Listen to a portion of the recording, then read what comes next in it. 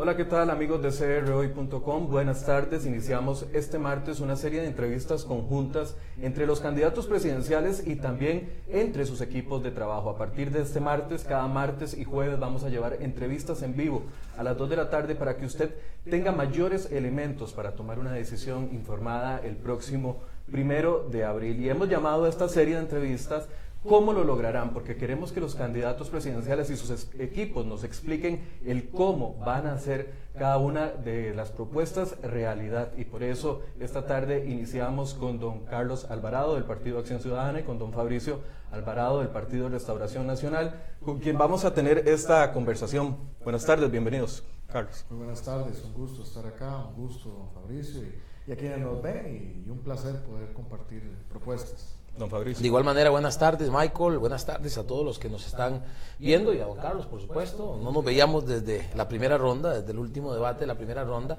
y creo que estamos en un proceso democrático que todos debemos disfrutar, debemos trabajar fuerte para que Costa Rica sea un mejor país, y en eso estamos, Empecemos hablando del tema de economía desde esa perspectiva de preguntas concretas para respuestas concretas, que es tal vez lo que queremos escuchar. Y tal vez la primera pregunta es, sabemos de que viene un tema de una reforma que se está hablando en la Asamblea Legislativa, no sabemos a qué punto va a llegar esa reforma, y lo que sí sabemos es que no va a ser suficiente para solucionar el tema de déficit fiscal. Entonces, don Carlos, tal vez empecemos por usted, de tener que impulsar una reforma, ¿con qué porcentaje de IVA iría usted? ¿14, 15, 16? Yo en campaña planteé, viendo la dimensión que está teniendo actualmente el déficit, hemos hablado de un 15%, y ese fue el porcentaje que planteamos, porque un 13% estaremos hablando de una reducción del déficit de un 0.9%. Si hablamos de un 15% con devolución, como planteamos, es decir, recaudar 15%, pero devolver un porcentaje a la gente más humilde para mitigar el impacto de las clases menos favorecidas, con ese 15 estamos hablando de una recaudación que está en 1.3, 1.4. Eso logra reducir más el déficit, y eso fue lo que pusimos sobre la mesa. Eso está acorde con la carga tributaria de otros países similares. No obstante, yo también reconozco que en la negociación política que hoy ya está, y el texto que está en la Asamblea Legislativa, la base para pasar de impuesto de ventas a impuesto de valor agregado es un 13%. Y sería parte de la discusión de los diferentes componentes de la reforma el porcentaje que al final se llegue a acordar. Pero hay que decir una cosa en eso muy importante, Michael, depende de la dimensión de la reforma que se discuta ahora y se apruebe, habrá que ver cómo evoluciona, y no se puede descartar que después haya que volver a retomar el tema en sede legislativa. Por eso es importante hablar de eso desde ahora, para que los costarricenses no digan, bueno, es que nos pidieron una reforma y ahora nos van a pedir otra más. Es que hay que ser claros de cuál es la dimensión del problema. Pero hay un componente en la parte económica, si me permitís, importante. Necesitamos también usar una reactivación económica. Un nuevo gobierno tiene que acelerar la economía, sobre todo si pasa a la parte fiscal, que nos daría un piso firme, nos daría confianza la reforma fiscal. Acelerar la economía con simplificación de trámites, digitalización, lucha contra el contrabando, por ejemplo, lucha para asegurar todo lo que es la parte de comercio desleal. Nos ayudaría a generar más confianza, acelerar la economía, crecimiento económico que suba. Eso también nos ayudaría a atonar el déficit fiscal. Don Fabricio, en su caso, 13, 14, 15. La posición nuestra siempre ha sido mantenerlo en un 13%.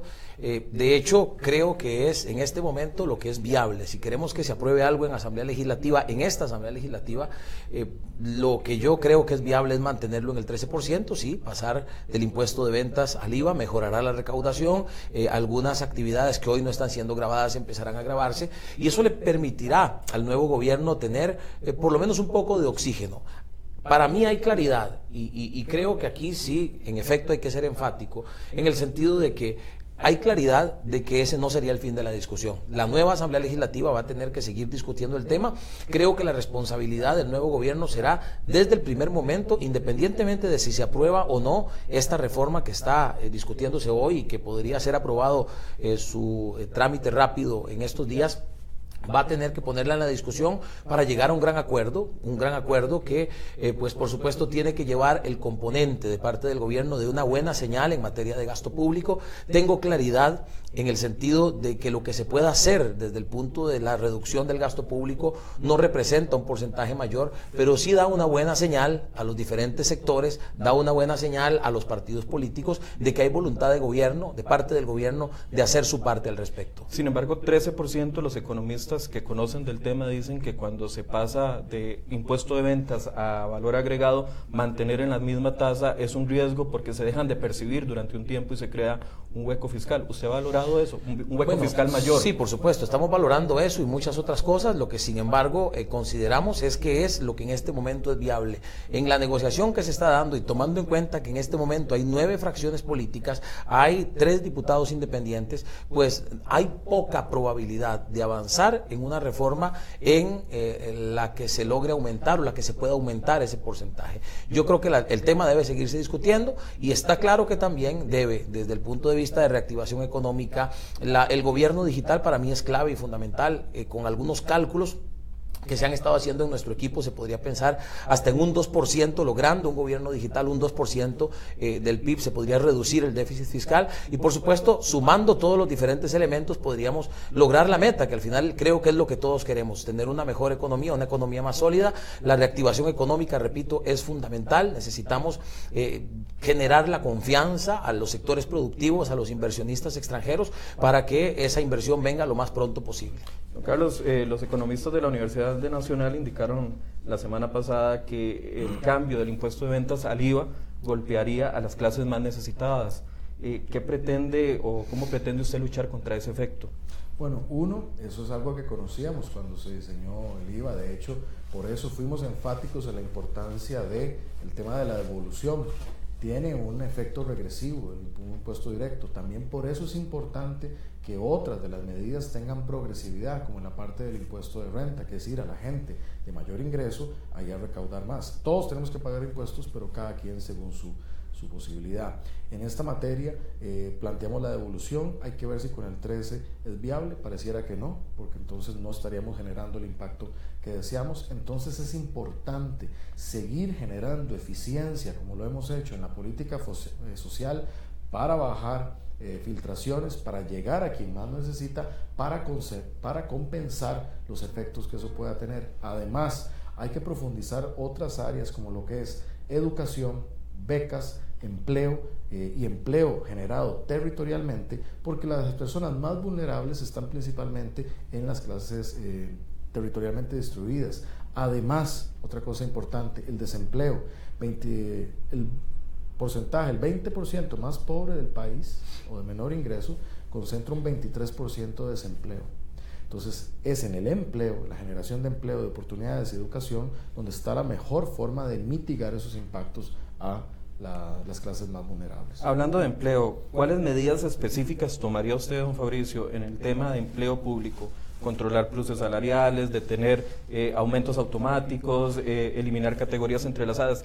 ¿Qué 2 medidas específicas tomaría usted en caso de llegar a la presidencia en tema de empleo público? Bueno, sí, definitivamente yo creo que aquí es clave entender que la negociación debe ser el arma más importante. Yo estoy seguro que en el sector público vamos a encontrar voluntades, buenas voluntades para colaborar desde ese sector con la situación económica que estamos viviendo y por supuesto que ahí es donde viene el tema de sentarnos a negociar lo que podría ser, sentarnos a negociar con ellos lo que podría ser una ley de empleo público que venga a respetar derechos adquiridos, por supuesto que sí, pero a generar nuevas condiciones en cuanto al tema de los pluses salariales. Nosotros también hemos propuesto el congelamiento de plazas en el sector público, congelamiento que implica que la gente que se pensiona o la gente que sale por voluntad propia del sector público, esas plazas no se llenan. Por supuesto que aquí estamos hablando de hacerlo bajo un criterio de sentido común, es decir, no vamos a dejar una plaza vacía cuando se trata de un policía, de un doctor de la caja, un enfermero o también de un educador.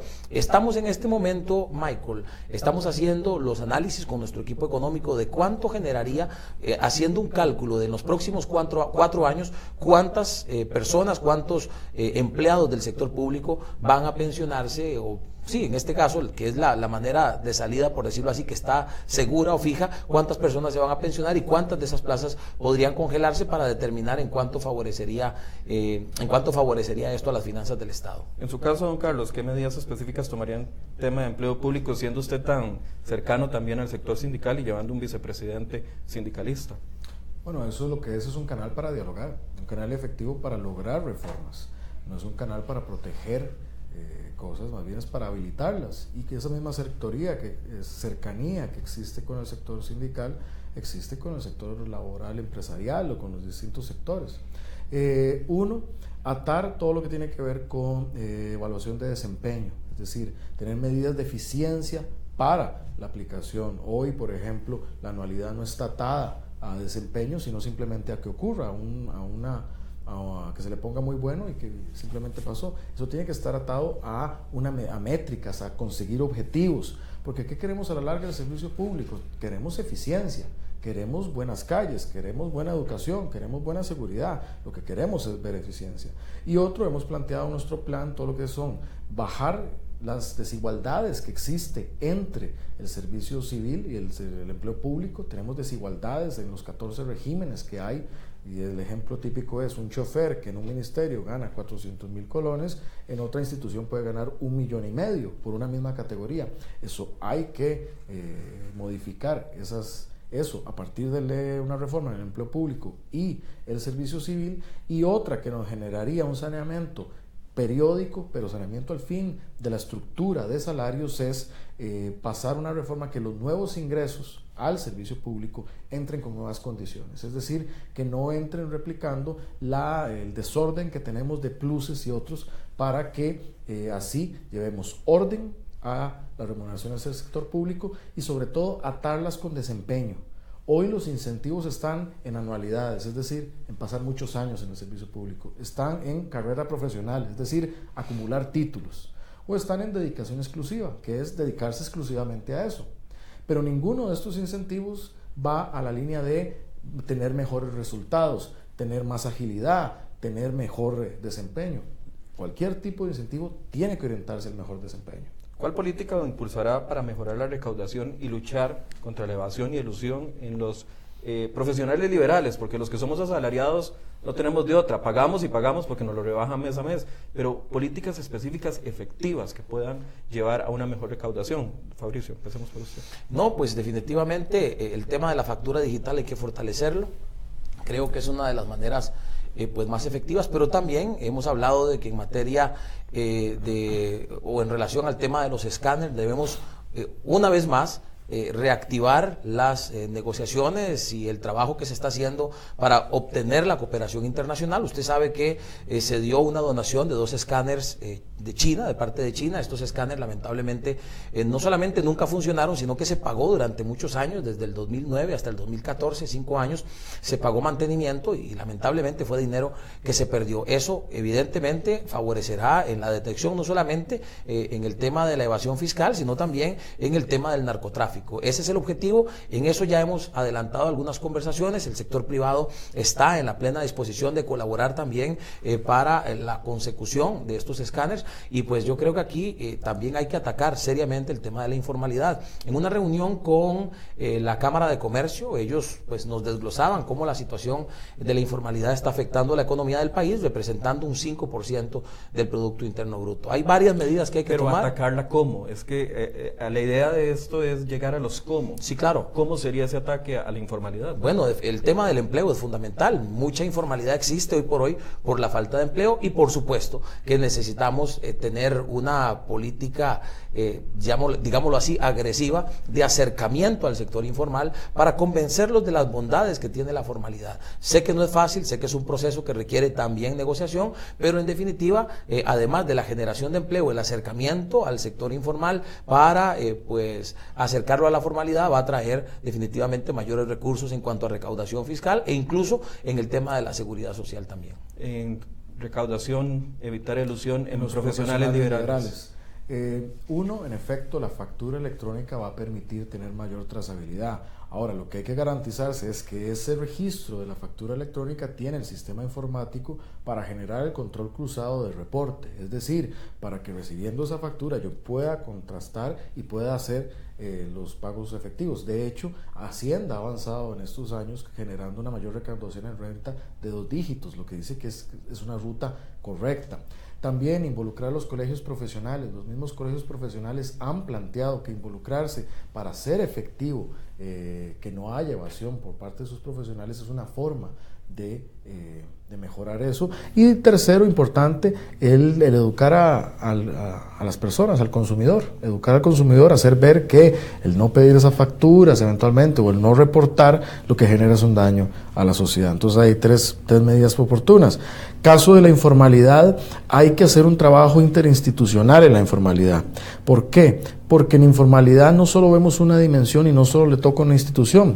Cuando la caja llega y ve temas de informalidad, lo que ve es aseguramiento, pero no ve salario mínimo, no ve si la mercadería que está vendiendo esta persona en la informalidad es de contrabando, no ve si eventualmente cuál es la línea delincuencial que hay detrás de eso.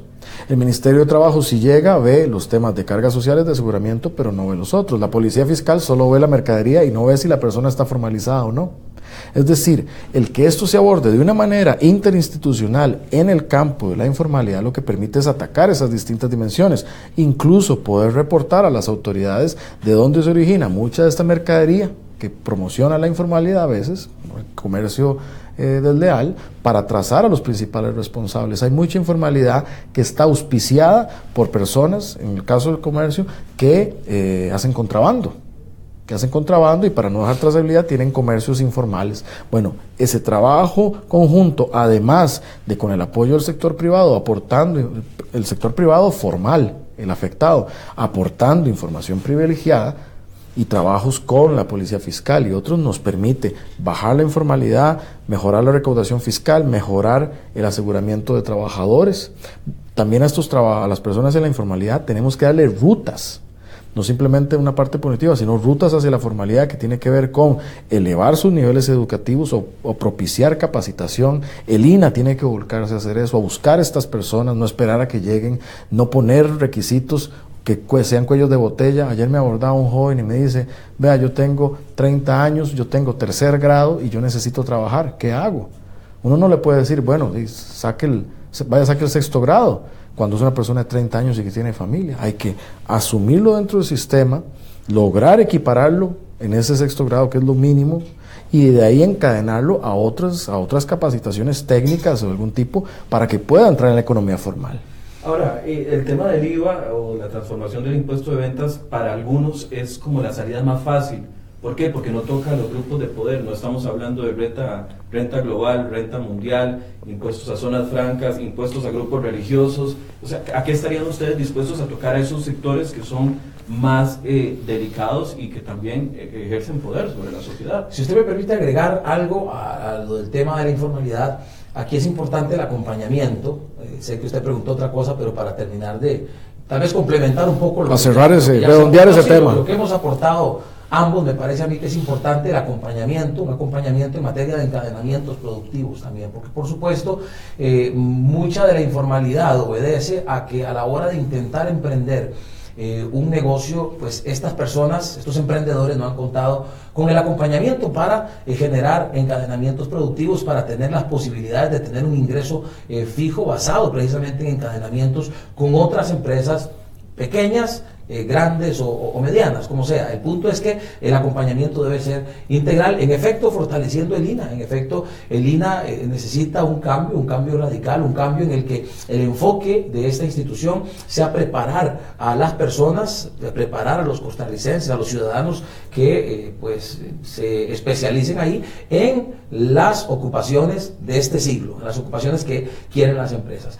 Ahora bien, por supuesto, hay otras medidas. El tema de la renta es un tema que tiene que ponerse sobre la mesa el tema de las variaciones en materia de renta para que de pronto algunos ingresos sean grabados con un porcentaje mayor. En el tema de la renta global, nuestra posición ha sido siempre a favor de la renta global, en particular las personas que reciben 2 ingresos, sumando estos ingresos posiblemente se genere un impuesto mayor para ellas, y yo creo que esa debe ser la tónica y a eso debemos dirigirnos. En cuanto al tema de las zonas francas, sí, realmente creo que es un riesgo cambiar las condiciones para las zonas francas, porque de alguna manera debemos o no debemos olvidar que las zonas francas representan empleo, generan empleo, y pues lo que más fácil van a encontrar las empresas es, pues entonces nos vamos de este país porque las condiciones no están para venir a instalarse en Costa Rica. En cuanto al tema de los grupos religiosos, Michael, yo creo que no hay que perder de vista que estos grupos representan o son, en este caso, asociaciones. Cuando hablamos de organizaciones no católicas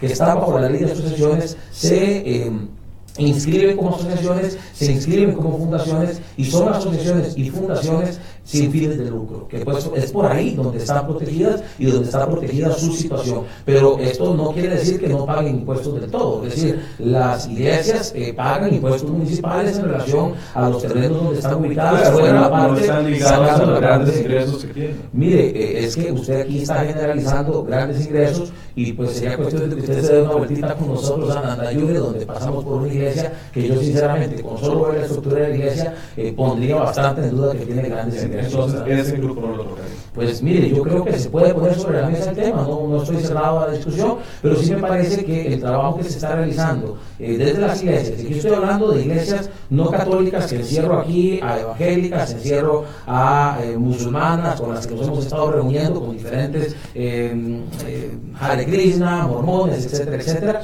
hacen un trabajo social de mucha importancia para este país y que creo yo debe ser valorado, porque estas asociaciones se inscriben no necesariamente para ser solamente una iglesia, una congregación o una organización religiosa, sino muchas veces como organizaciones de bien social que en todo el país operan, ¿verdad? Por ejemplo, si yo le hablo de la Alianza Evangélica, solo la Alianza Evangélica tiene 303 asociaciones y fundaciones que trabajan en el área social. Don Carlos, esos 4 enfoques, por así decirse, renta global, renta mundial, impuestos a zonas francas y grupos religiosos, ¿los tocaría usted? Como yo mencionaba, en el tema de las zonas francas no avanzaríamos en esa dirección, porque es un sector sensible a la estabilidad jurídica, requiere estabilidad jurídica y certeza jurídica para las inversiones, es el sector, son cerca de 90,000 empleos de los de mayor remuneración, de la mayor formalidad, y no sería oportuno en este momento hacer un cambio en esa certeza jurídica, y así lo he manifestado. Habiendo dicho eso, sí comparto en la materia de que en una discusión en general de renta, ese es el impuesto que genera mayor progresividad. Entonces sí tenemos que entrar a considerar las rentas en su globalidad. Y creo que también tiene que ser parte de este debate, Michael. Tenemos que partir de un principio. Todos tenemos que contribuir, todos tenemos que pagar impuestos. Aquí no hay alguien que diga, no, yo no por una particularidad, excepto que sea este caso de excepción porque genera mayor beneficio, como demuestran los estudios. Todos tenemos que pagar, cada quien según su proporción, es decir, cada quien según su capacidad de ingreso. Eso es lo que nos genera proporcionalidad, y tenemos que evitar que el debate caiga en que cada sector logra cooptar, porque en esto cada sector plantea y pone por delante por qué es excepcional y por qué es más importante. Creo que hay que romper eso en el debate, y eso se consigue como logrando que la mayor parte de la sociedad ponga un elemento sobre la mesa. Son las 2:35, estamos conversando con los candidatos presidenciales, don Carlos Alvarado y don Fabricio Alvarado, y cambiamos ahora tema de infraestructura. Tal vez, ¿cuáles serían los 5 proyectos prioritarios con los que ustedes entrarían si llegaran a la presidencia como prioridad para ejecutar en el tema de infraestructura? Empecemos por usted, don Carlos. Bueno, uno que se puede ejecutar con rapidez son los más de 35 obras menores que llaman topics, pero que permiten, por ejemplo, ensanchando vías o corrigiendo puentes, lograr agilizar, y eso, como ya está dentro de los contratos de mantenimiento, el dinero está ahí, se puede ejecutar con algún grado de eficiencia. Estaríamos haciendo eso desde un grupo centralizado en presidencia, con apoyo de sectores. Ahí estará invitado el grupo Consenso para ayudarnos en esa agilización, y trabajando con el MOP para lograr eso. Y eso nos daría confianza, porque eso se puede hacer en un corto, se debe hacer en un corto plazo. Eso es uno. Otro, avanzar con la concesión del tren eléctrico interurbano. El tren que... Concesionado, correcto. Una concesión porque esa es la forma de generar ese financiamiento. Hay la intención del Fondo Verde de dar tanto la parte pública como privada el financiamiento para generar esa concesión. Eso sería una obra importantísima. Nos bajaría el congestionamiento vial, aceleraría el paso de Heredia, Alajuela, San José, Cartago, en fin, reduce emisiones. Es un gran proyecto que tendría esos beneficios. 3, la ampliación de la Ruta 27. También es una concesión, sería ampliar dicha concesión para mejorar el tránsito desde San José hasta Caldera, y eso nos ayudaría a generar el otro corredor logístico. Otra obra que ahí tiene financiamiento con el BID es la parte desde Cañas hasta Barranca, que nos ayudaría a ampliar ese corredor y generaríamos un corredor también logístico desde la región de Guanacaste, pasando al Pacífico Central y conectando con la capital. Entonces eso es una obra importante, tiene financiamiento del BID, entonces podemos avanzar con esa obra. Y uno podría, en la quinta uno puede mencionar muchas, porque son muchas más las que hay que hacer. Estamos hablando de la Florencio del Castillo, Cartago, Ruta San Ramón, Ruta San Carlos, que hay que finiquitar esas obras. Y otra que es clave, está hoy en fideicomiso, pero eso hay que entrar a ver cuál es la forma ágil de hacerlo. Porque eso está, y faltaría ahí la Ruta 32. La Ruta 32 también es clave avanzar con lo que se ha acordado con el gobierno de China, sobre todo en la reubicación de los servicios, que eso va a ser la parte crítica, y coordinar con el sector exportador en general cómo vamos a mantener la fluidez de ese sector que hace transitar más de 2.000 furgones al día, llevando las exportaciones al tiempo que renovamos esa ruta. Eso va a ser un reto de logística y trabajo interinstitucional. Fabricio, en su caso. Mire, de hecho hay bastantes coincidencias. Debo decir que con el tema del tren eléctrico, de hecho hubo coincidencias prácticamente entre todos los partidos políticos en la primera ronda, en el sentido de la necesidad de entrarle ya al tema del tren eléctrico por concesión, vía concesión, definitivamente. Es parte incluso del acuerdo nacional que pues firmamos los 9 partidos políticos representados actualmente en la Asamblea. El panorama viene a ser distinto para la nueva Asamblea, donde hay 7 partidos políticos, pero de los 7, 2 partidos no están representados actualmente. Entonces hay que, pues, de alguna manera jalarlos, ¿verdad?, para que también formen parte, que yo sé en todo caso que ellos ya han estado estudiando el gran acuerdo nacional. En el tema de Ruta 32 nos parece que es importante reactivar el tema de las expropiaciones, reactivar el tema de la movilización de los servicios públicos para que esto empiece a caminar, presionar de alguna manera a la empresa china y empezar a caminar con ese tema. Es decir, estamos a punto de empezar a ver operar un puerto de primer mundo. APM Terminals está a punto de iniciar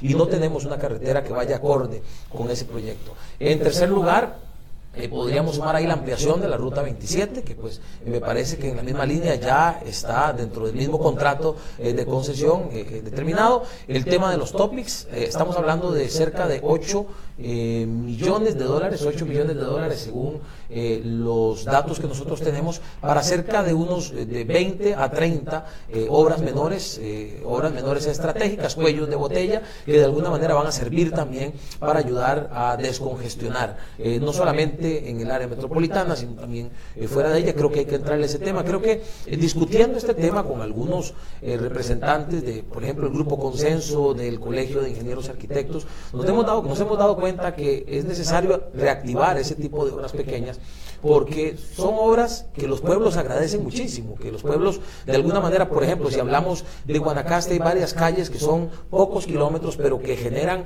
mucho beneficio, por ejemplo, para el sector turismo, porque van a playas que son muy visitadas, pero las carreteras están en mal estado. Y la quinta obra, también en coincidencia con lo que conversaba Carlos, la obra que va de Barranca a Cañas, cuyos recursos están ahí desde hace bastante tiempo, los recursos del BID, y creo que hay que poner a trabajar eso. Es decir, hay varias obras que están listas para empezar a trabajar y para empezar a dar buenas señales desde ese punto de vista. ¿Qué debe pasar con el ICE? ¿Cuál es el futuro del ICE desde su perspectiva, don Carlos? El ICE tiene 2 de los sectores que son claves en un país que estamos inmersos en una cuarta revolución industrial, y estamos hablando, por un lado, toda la parte de telecomunicaciones, con una participación en un mercado abierto, pero muy importante del Estado a través del ICE, y en el mercado energético, el sector energético. Ambos son claves porque telecomunicaciones es autopista de conocimiento, y es clave entonces profundizar ese acceso. Y el ICE puede aportar mucho en eso, pero tiene, creo yo, que replantear su modelo de negocio, ya no solo pensando en telecomunicaciones, sino el valor agregado que puede dar en función de conocimiento y de contenido. Hacia eso hay que modernizar. Si quedamos nada más pensando en el modelo tradicional del mercado de telecomunicaciones y no viendo otras posibilidades, pues vamos a quedar rezagados. Eso en telecomunicaciones. En energía tenemos el modelo que es un modelo mundial, literalmente, el modelo limpio y renovable del ICE, que nos apalanca en un mundo de cambio climático a hacer una transición de combustibles fósiles, por ejemplo en el transporte, a energías limpias y renovables. Un ejemplo de eso, el tren, sería un tren eléctrico. Ahí, ¿qué tenemos que hacer? Tenemos que expandir los modelos de generación distribuida. ¿Para qué? Para permitir ampliación de participación en alianza público-privada de energías renovables como energía fotovoltaica, paneles solares, energía eólica, para reducir nuestras huellas de carbono, también reducir costos. Eso nos permite reducir costos y ver a la participación también del ICE, por un lado, dando el respaldo a esas energías, porque la energía fotovoltaica, la energía eólica depende del viento, depende del sol. El respaldo lo viene a dar el ICE con la parte hidroeléctrica, pero permitiendo así reducir costos y ampliar esa participación. ¿Apertura eléctrica, sí o no? No, apertura eléctrica no. Eso lo podemos hacer con el marco jurídico que actualmente tenemos y en una alianza de lo público y lo privado. Entonces, como tradicionalmente se consideró el proyecto de ley, no le veo viabilidad. Además, yo no creo que en este punto tengamos que someter yo buscaría una unidad nacional en materia de temas. Este es un tema que nos polariza. Costa Rica ya es suficiente la polarización que hay. Yo aspiraría a un gobierno nacional. Y en esto hay temas que nos unen. El tema de la educación nos une, el tema del empleo territorialmente nos une, el tema de la informalidad nos une, muchos temas que por gestión podemos sacar adelante, el transporte público, la movilidad urbana. Entonces, este tema de las energías limpias no sería una discusión y no está en nuestro plan de gobierno un tema de la apertura del mercado eléctrico. En su caso, Fabricio, ¿qué debe suceder con el ICE y apertura eléctrica, sí o no? Bueno, mire, en cuanto al ICE, yo tengo clarísimo que el ICE hay que fortalecerlo, hay que entrarle al ICE en el sentido de que pues ha sido muy cuestionado por su transparencia en materia económica, por algunos señalamientos que incluso han llegado a la Comisión de Ingreso y Gasto Público, a la Asamblea Legislativa, y por supuesto que esto daña la imagen de una institución de la que todos nos sentimos sumamente orgullosos. Entonces, por ahí tenemos que entrar o tenemos que empezar por devolverle la credibilidad al Instituto Costarricense de Electricidad en la línea de la transparencia, de que no se le den más largas al asunto en cuanto a pues de alguna manera poner sobre la mesa la manera en que se manejan los recursos. La misma Contraloría lo ha estado señalando. Entonces, eso desde el punto de vista de la transparencia, del ámbito del administrativo, exactamente. Por supuesto que fortalecer la participación del ICE, fortalecer las telecomunicaciones. Siento que en la coyuntura en la que estamos, donde hay también competencia, donde la empresa privada está dentro del mapa, el ICE se ha ido fortaleciendo y esto pues nos da de alguna manera una buena señal en el sentido de que la institución es lo suficientemente sólida como para enfrentar competencia en materia de electricidad. ¿Y a qué quiero llegar? No necesariamente a que va a haber una apertura, sino que necesitamos pues sí abrir los espacios para la participación privada en materia de energías limpias, sin que eso quiera decir una apertura eléctrica como se ha planteado en el sentido de debilitar al ICE. El ICE hay que fortalecerlo, creemos que debe ser el ente rector en esta materia. Pero si se acerca usted al tema de la apertura eléctrica. Pues se acerca en el sentido de que en este momento lamentablemente tenemos en cuanto a electricidad el país más caro de la región, el país más caro de Centroamérica, y tenemos que buscar las estrategias desde fortalecer al ICE hasta darle la oportunidad a la empresa privada en energías limpias, en las diferentes opciones que existen, para que pues de alguna manera logremos lo que creo yo nos debe interesar a todos, y es que los costarricenses recibamos y tengamos, o en Costa Rica haya mejores tarifas eléctricas, no solamente para la ciudadanía en general, sino también para el sector pues empresarial, que lo que queremos es mejorar las condiciones para que haya más inversión y para que haya más apertura de empresas en el país. Nos quedan 15, 14 minutos y no quiero dejar 3 temas por fuera. El tema de la seguridad es un tema importante. No sé si veían que internacionalmente cada vez es más común escuchar a Costa Rica como un paraíso para el tema narco. ¿Cuáles van a ser las estrategias específicas que van a utilizar ustedes? Y en el caso suyo, don Fabricio, usted presenta dentro de sus asesores a una abogada muy reconocida, pero que también tiene fama y popularmente se le conoció como la abogada defensora de los narcos. ¿Eso no es un mensaje contraproducente en su caso? Bueno, quiero empezar por las propuestas que han sido puestas sobre la mesa en varias ocasiones, pero que además se han ido fortaleciendo a causa de el acercar a personas que conocen del tema. En cuanto al tema del narcotráfico, pues hay dos tipos de narcotráfico. El narcotráfico local, lo que se conoce como narcomenudeo, que es el que está afectando a nuestras familias. Es precisamente la cantidad de homicidios que ha crecido lamentablemente en nuestro país. Un muy buen porcentaje de estos homicidios obedece precisamente a luchas territoriales entre bandas narcolocales. Entonces por ahí debe haber una intervención inmediata, empezando el gobierno. Hemos identificado hasta el momento unos 21 sectores críticos donde hay que intervenir, pero de manera multidisciplinaria. Es decir, no vamos a meter solamente policías a intervenir, sino que debemos hacerlo en conjunto con instituciones como el IMAS, como el PANI, como el INAMU, como diferentes instituciones que están luchando precisamente por fortalecer a Costa Rica desde el punto de vista social. Esta intervención, por supuesto, que incluye a las policías de migración, a la fuerza pública, al OIJ, a los diferentes cuerpos policiales. Es decir, 21 barriadas verían una intervención integral del gobierno si usted llegara a presidencia. Exactamente, integral en el sentido de que no solamente es meter policías para identificar a gente que tenga órdenes de captura o que esté vinculada a bandas narcos, sino que también tengamos el acompañamiento de las instituciones para mejorar y para acercarse a esas familias para ver por qué están metidas en narco, porque muchas de ellas puede ser precisamente, sin justificarlas, precisamente a causa de la falta de empleo, de la falta de oportunidades. Eso por un lado. El tema del narcomenudeo es importante atacarlo, es importante atacarlo desde la educación, desde la prevención también, fortalecer desde el Ministerio de Educación el seguimiento de los ciudadanos que están en las edades para estar en el colegio y en la escuela, y que por lo tanto se les dé el seguimiento correcto para que no salgan de la escuela y se fortalezca desde la educación la información al respecto. Ahora, si hablamos del narco internacional,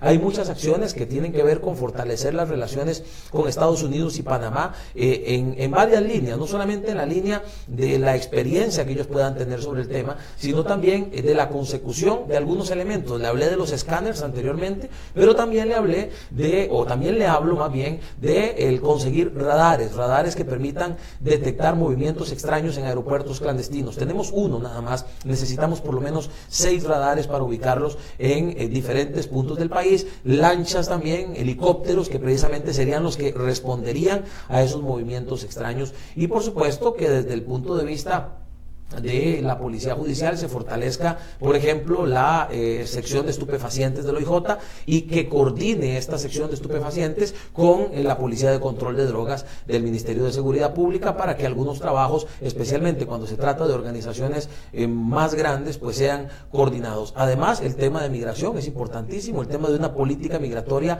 agresiva que ataque directamente la posibilidad de que al país ingresen personas vinculadas con bandas de narcotraficantes internacionales. Ahora, respecto a doña Gloria Navas, que es la persona que usted menciona, que en efecto tuvo una experiencia en el pasado defendiendo pues algunas personas cuestionadas por este tipo de temas, me parece que más bien, bueno, número uno, no hay una experiencia reciente en el sentido que usted menciona respecto a ella, y más bien me parece que esa experiencia de hace muchos años nos permite tener información sensible que ella de alguna manera pudo accesar en el pasado y que nos permite ver el comportamiento de las organizaciones criminales. Yo confío plenamente en que desde la práctica la experiencia de doña Gloria nos va a sumar mucho en ese sentido, y ella no ha tenido, como repito, vínculos en la línea de defender organizaciones criminales como las que usted menciona en un pasado reciente.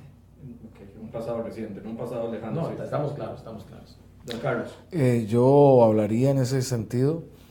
Tenemos que llegar no solo en la parte de menudeo, que es la parte que afecta, digamos, el último punto de la distribución, sino donde se acumula el capital, donde se genera... En nuestras cárceles también, personas de narcotráfico. Bueno, también eso, porque lo primero que estamos afectando es esa manifestación, pero es la parte más baja, llamémosle de la pirámide.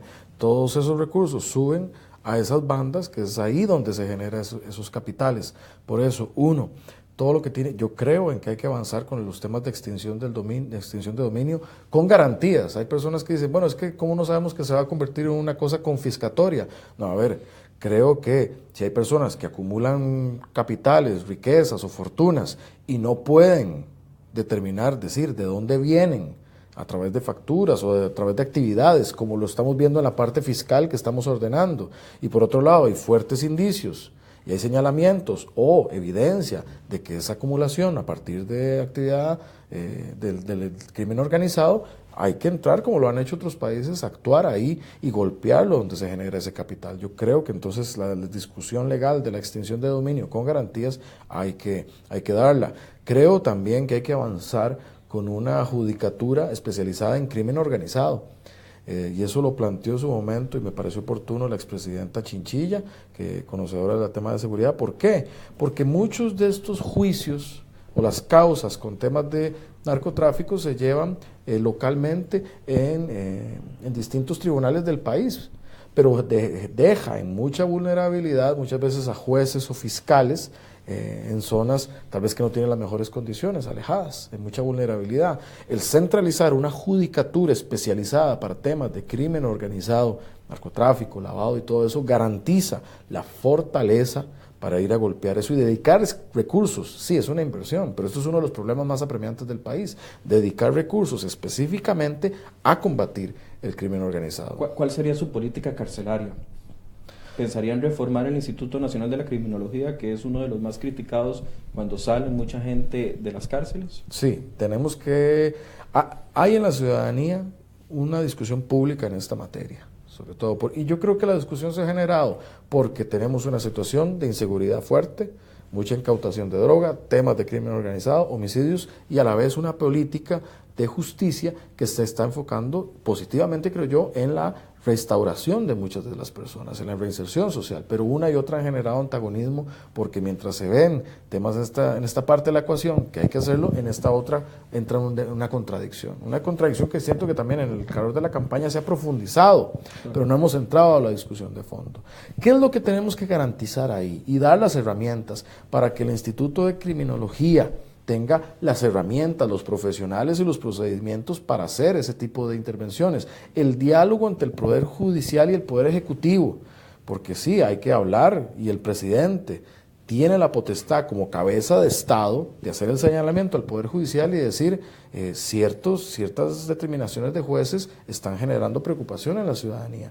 Pero hay que hacerlo de una manera muy concienzuda, una manera de un diálogo abierto, no exacerbando más bien discusiones que lo que hacen es polarizar a la sociedad. Sí creo que hay que dotar de recursos al Instituto de Criminología para que tenga las evaluaciones que se hacen en esta materia son psicológicas, laborales, educativas, también de adicciones, o sea, son varias, al menos 5 dimensiones las que se abordan en esta materia. Eso hay que poder darlo para que esos dictámenes sean lo más oportunos posible y fortalecer ese diálogo entre poderes, porque a la larga son muchas las decisiones de los jueces en esta materia. Nos quedan 10 minutos y quiero aprovechar el tiempo al máximo. Don Fabricio, usted en el tema de su política carcelaria en caso de llegar a la casa presidencial. Yo creo que las cárceles del país deben ser lugares de restauración de las personas. Yo creo en las nuevas oportunidades, creo en que definitivamente una persona que cometió un delito, dándosele el acompañamiento correcto, puede salir, pero debe salir teniendo también, repito, el acompañamiento fuera de la cárcel. Y pues por ahí creo que un Instituto Nacional de la Criminología donde haya más criminólogos y donde los estudios sean más serios para que pues no se recomiende a los jueces de ejecución de la pena darle la salida a personas que no están preparadas para ello.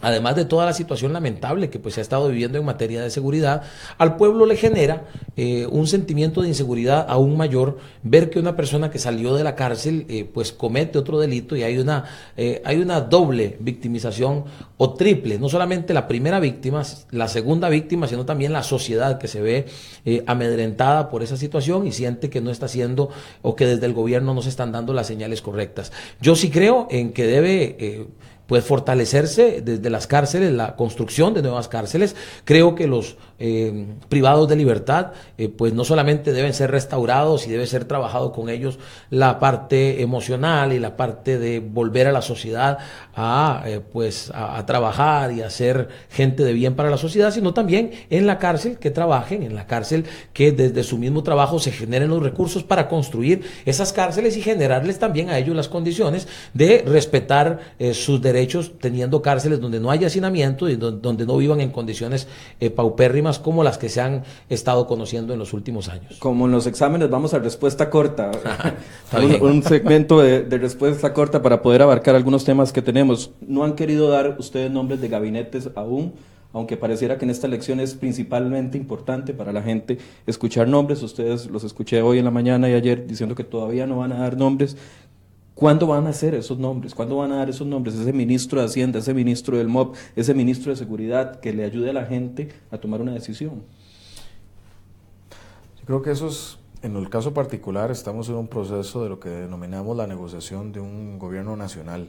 Es decir, un gobierno que está abierto a tener personas, no solo el Partido de Acción Ciudadana, sino personas de otros partidos políticos relacionado con las fuerzas y la correlación de fuerzas que hay en la Asamblea Legislativa. Como parte de esa negociación, ese es el proceso que estamos. En el momento oportuno que haya que posicionar nombres o figuras, tanto de ministros o ministras, que es importante, se hará oportunamente o se comunicará oportunamente. Antes del 1 de abril. Otra cosa es posible, sí. Otra cosa es importante decir, para lo que son nombramientos, en el caso particular, siendo yo del partido oficialista, yo lo que he dicho sería un tema de borrón y cuenta nueva. Es decir, no es. Pero si mantiene ministros, como usted ha dicho, no sería tan borrón y tan cuenta nueva. Porque yo creo que ahí, y aprovecho para abordar este tema, cuando se me preguntó, yo dije, si alguien ha hecho las cosas bien, yo valoraría dejarlo, y si alguien no, pues no.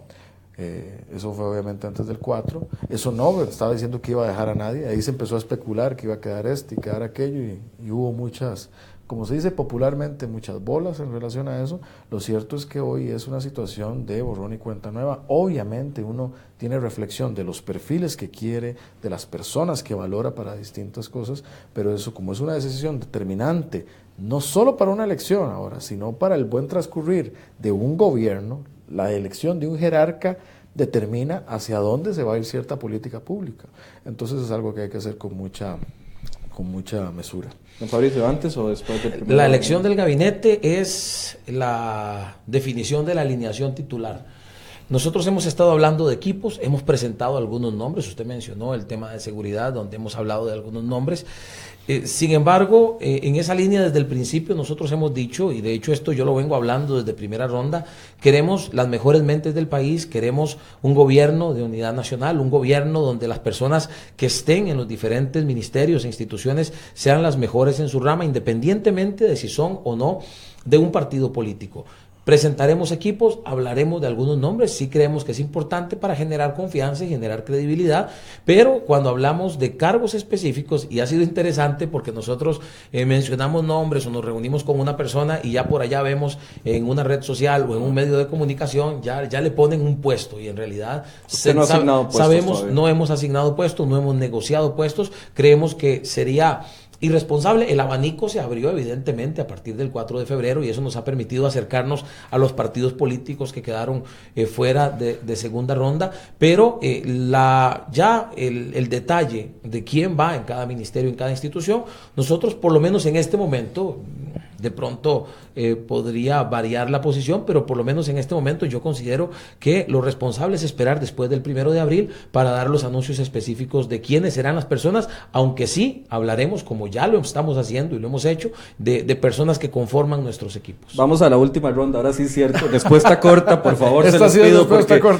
porque si esto era respuesta corta, qué preocupante cuando es larga, pero bueno, les doy la oportunidad. Por favor, respuesta corta. Don Carlos, usted lleva a un líder sindical como vicepresidente, ¿podemos esperar a otros líderes sindicales en puestos de gobierno? ¿Sí podemos o no? esperar líderes empresariales, podemos esperar de la ciencia, de la academia, del sector laboral, hombres, mujeres, sin ninguna discriminación y sin ningún distingo. Tenemos que dejar las etiquetas como país y tenemos que abocarnos a sacar la tarea. Don Fabricio, dentro de su plan de gobierno habla de mejorar o reformar el tema del Internet. ¿A qué se refiere específicamente, así en 30 segundos?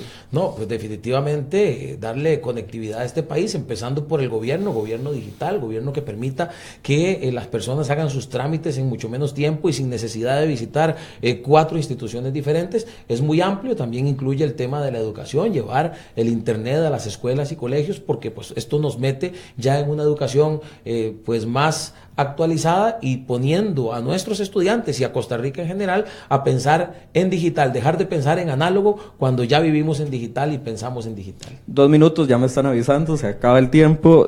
Don Carlos, Uber, ¿se debe regular o no? ¿Cómo debe regularse? Tiene que haber una regulación para las plataformas tecnológicas que impactan la economía, sean de transporte, sean de turismo, sean financieras bancarias. Tiene que haber una regulación. Yo sé que esta es muy tentadora, pero les pido que lo hagan lo más concreto posible. Corrupción, ¿cómo se puede luchar en una frase contra la corrupción? Este gobierno se vendió como el gobierno principal en la lucha contra la corrupción y vemos grandes escándalos. ¿Cómo lo harían ustedes dos? Don Fabricio, usted primero. Bueno, mire, yo creo que es importante desde el principio dar las señales correctas en cuanto a poner personas que sean de alguna manera referentes en materia ética en las diferentes, o por lo menos en los puestos claves del gobierno. En todo caso, desde nuestro plan de gobierno hemos propuesto conformar un equipo dirigido por el presidente de la República, dedicado precisamente a ser el canal abierto para los funcionarios públicos. Un 30% de los funcionarios públicos dicen conocer actos de corrupción en sus instituciones. Por ahí tiene que empezar el canal abierto en Casa Presidencial para que se denuncien estos casos y, de acuerdo a la investigación, si es necesario, enviar los casos al Ministerio Público. Don Carlos. Ejemplo, claridad, liderazgo. Yo particularmente comprometí un equipo de garantes éticos, que son personas con reconocida trayectoria ética, encabezado por don Otón Solís, es garante ético de nuestro gobierno, don José Manuel Arroyo, ex magistrado de la Sala Tercera, doña Margarita Penón, ex primera dama, ex diputada, don Rodrigo Alberto Carazo, que es ex defensor de los habitantes y ex diputado. Un equipo de garantes éticos a los que se suman otras personas, y yo quiero sumar ahí a alguien que nos ha dado el apoyo, que es don Rodolfo Méndez Mata, también de conocida trayectoria y probidad. ¿Para qué? Para que señalen al gobierno y de tanto de riesgos como de cosas que son indebidas, pero que tenga ahí esa fortaleza un gobierno de tener que rendir cuentas a la ciudadanía primero, pero un grupo que también las pida de manera proactiva. Es algo para devolver la confianza a los costarricenses. Por último, en 30 segundos para despedir ya esta transmisión, que agradecemos que ustedes nos hayan acompañado. Dejé este tema para lo último porque es el que más ha polarizado, y yo quisiera pedirles un mensaje a cada uno para las agrupaciones que se sienten adversas a ustedes. En el caso de don Fabricio, las agrupaciones, los grupos homosexuales, que están bastante resentidos incluso por lo que dijo su candidato a vicepresidente el día de ayer. ¿Qué mensaje le puede dar usted a ellos? Y en el caso de don Carlos, a la otra población que también se ha polarizado, ¿verdad? Que lo ve usted como una persona que tal vez ateo, anti Dios. O sea, ¿cómo pueden ustedes mandar un mensaje a la gente que no les está dando el apoyo? En el caso de usted, don Fabricio. Yo creo que es tiempo de buscar coincidencias, es tiempo de dejar las polarizaciones y de buscar coincidir en los temas en los que pues todos creemos que es importante encontrar soluciones pronto. Infraestructura, materia fiscal, seguridad. Si alguien tiene que pedir perdón, yo estoy dispuesto a hacerlo, y pido perdón por esta polarización, no solamente a los grupos LGBT, sino también a los grupos de alguna religión, porque al final esto se ha polarizado de tal manera que hemos visto manifestaciones violentas y de odio que estoy seguro que ni don Carlos ni Fabricio Alvarado han promovido. Nosotros no hemos promovido esto, no queremos esa polarización, y estoy seguro que ambos tenemos la disposición de sentarnos con esos grupos que hoy parecieran ser adversos a nosotros, de sentarnos, buscar negociar, buscar ponernos de acuerdo, porque eso es Costa Rica. Al final todos amamos este país, y el llamado que yo quiero hacer es a buscar coincidir. Es tiempo de coincidir, no de dividir. Coincidamos, busquemos las coincidencias, dejemos la polarización, dejemos los ataques y hagamos de esta campaña política lo que debe ser, una fiesta democrática donde yo estoy seguro, tanto quien hoy es mi oponente en materia electoral como este servidor, tenemos las mejores intenciones para Costa Rica. Sea quien sea el que gane las elecciones del 1 de abril, lo que nos toca es unirnos y buscar coincidencias. Por favor, dejemos la polarización, repito, es tiempo de coincidir. Don Carlos, su mensaje. No, un primer tema, Michael, yo no soy ateo, No, yo lo digo como una católico, lo que uno lee en redes. Y soy católico, soy casado por la iglesia, estoy casado y tengo un hijo y si bien no soy practicante, no voy a la iglesia regularmente, sí creo, o sea, soy una persona creyente, pero también entiendo que el rol de un presidente es ser un presidente para todas y para todos, sin distingo. La democracia cobija a todas las personas a partir de unos derechos fundamentales, y un presidente tiene que entender que gobierna bajo ese cobijo de derechos en un marco nacional y un marco también de derecho internacional, y hay que llevar eso adelante. Creo que esta campaña ha tenido esa particularidad, pero bueno, como costarricenses tenemos que hacer frente a partir del respeto, de la dignidad de todas las personas, a partir del debate respetuoso de ideas, de argumentos, para elevar nuestro nivel de debate y hacerlo también con alegría y principalmente con un valor fundamental que es el que nos puede guiar en esto y no hacernos perdernos nunca, que es el amor. Y en el amor a las personas, las propias y el prójimo en general, no hay forma de perderse. Uno sabe con el amor cómo respetar, cómo dialogar y principalmente cómo sacar este país adelante. Sé que queremos sacar este país adelante, pero más aún sé que podemos sacar este país adelante. Ese llamado de respeto, que sé que es conjunto, ese llamado al país que se una, un país diverso, pero que es uno al fin en su historia y en sus tradiciones, es el que podemos sacar adelante y confío que lo haremos. Bien, si me permite una última frase, en un gobierno corta. 15 segundos. Okay. En un gobierno de restauración nacional no se discriminará a nadie ni por su orientación sexual, ni por su religión, ni por su edad, ni por su sexo, su género, ni por absolutamente nada. Señores, muchas gracias por habernos acompañado esta tarde. Es un ejercicio que queremos hacer con todos sus equipos a partir de este día y hasta el 1 de abril. Vamos a estar invitando a los diferentes equipos para que estén discutiendo aquí los temas cada martes y jueves. De hecho, anunciamos de una vez que están invitadas las esposas de los dos candidatos para el próximo jueves, doña Claudia Dobles y doña Laura Moscoa, que estamos esperando la confirmación aún de doña Laura, pero estaremos habilitando este espacio el próximo jueves para que usted también vaya conociendo las otras caras de esta campaña política. Buenas tardes.